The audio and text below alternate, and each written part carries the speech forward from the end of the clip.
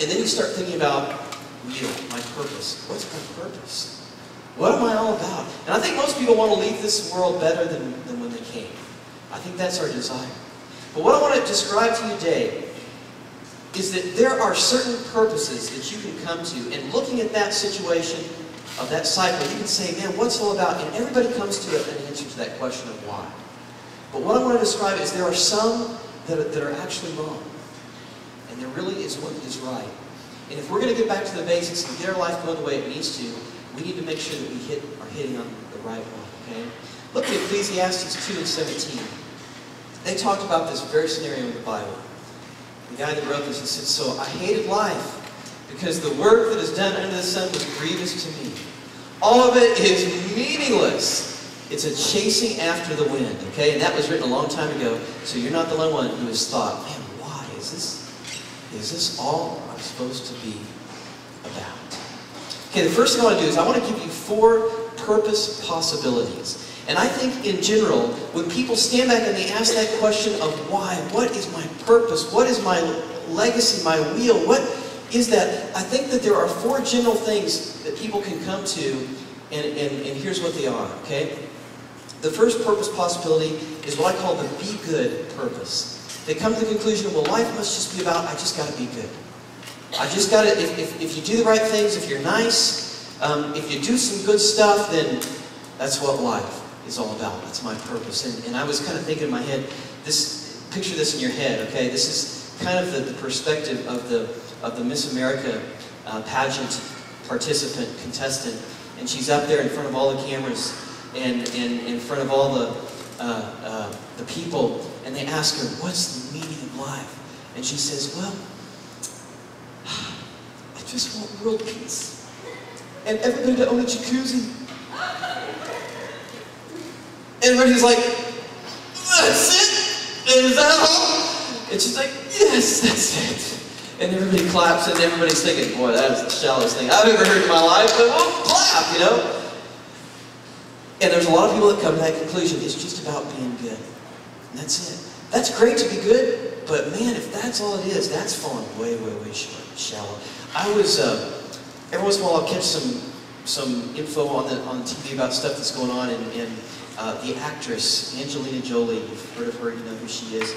She does a lot of really good things. She has adopted a lot of kids that are underprivileged and they're from other countries. And I don't know anything about her, I don't know her life, but I've got a hunch that probably she has figured out, she's got everything that she can want, but she's thought, you know what, life is probably about just being good, so I'm going to do good stuff. That's it. That's wonderful, but it's not enough. It's less, okay?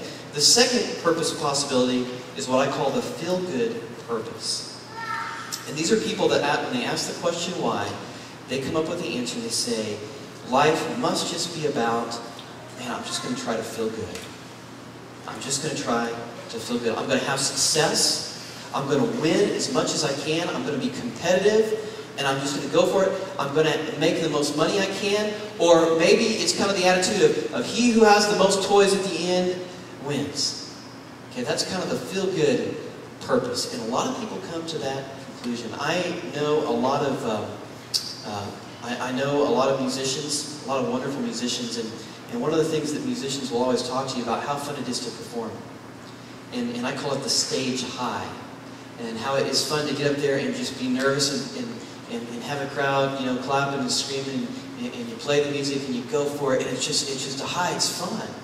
And that's what a lot of people live for, is that high of the moment, that high of the stage. And I'm going to tell you, if that is the purpose that you come to, that is less than the best. That's shallow. Because what happens is you want to try to get a higher high than the last one you felt, and you get into this cycle that you can never get there. And it becomes a drudgery and it pulls you down. The feel-good purpose. Another purpose that a lot of people come to the conclusion of is this right here. They have the rebel purpose. The rebel purpose. This is the person, and you've known him, and maybe you've got a little bit of this in you. This is the person that looks at life, they say, man, it's meaningless, but you know what? The only thing I'm going to be for is being against stuff.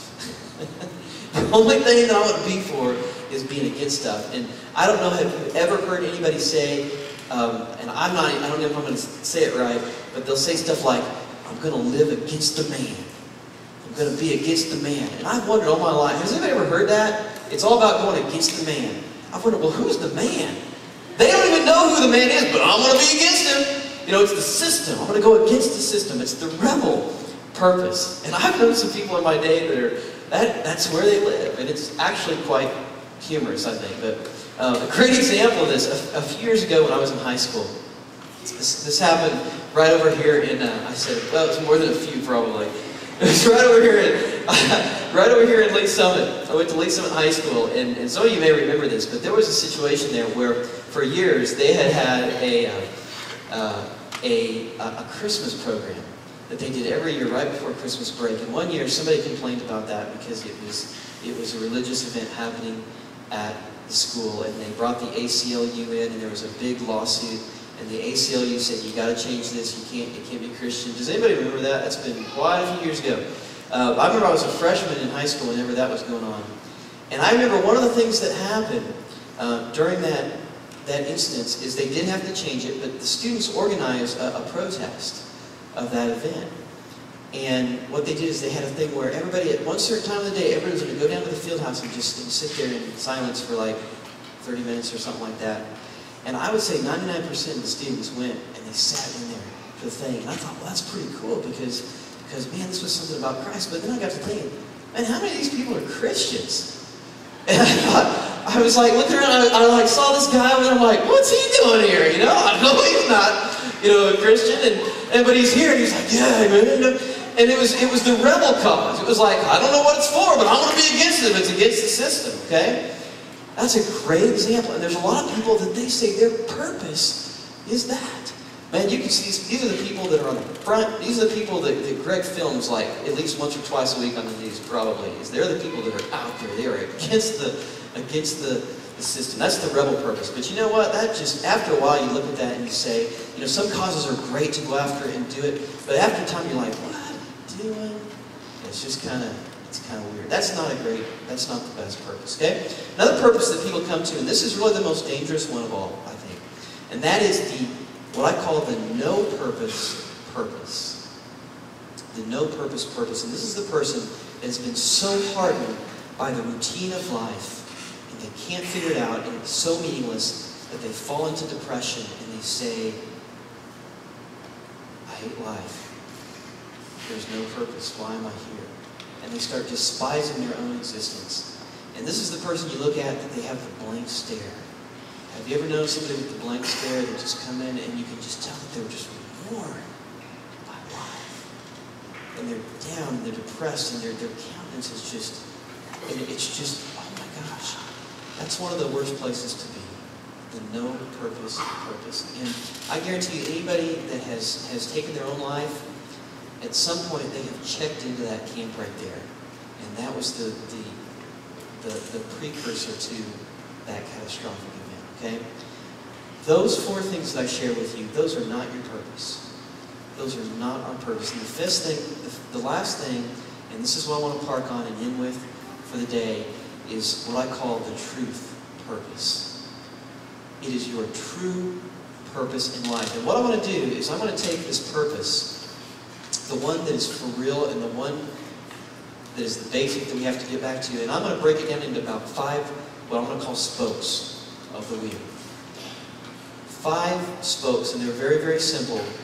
But man, as I say this, you're going to get this, and it's going to make a lot of sense to you. Number 1, you can get this in your notes and write it in as we go.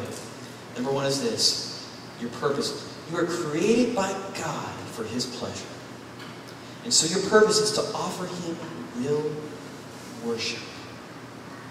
Offer real worship. John 4:23 says this: yet a time is coming and is now come when the true worshipers will worship the Father in spirit and truth. They are the kind of worshipers that the Father seeks. Worship. I'm going to describe worship like this, okay? Worship is simply reverent honor and homage that is paid towards your Creator, toward God.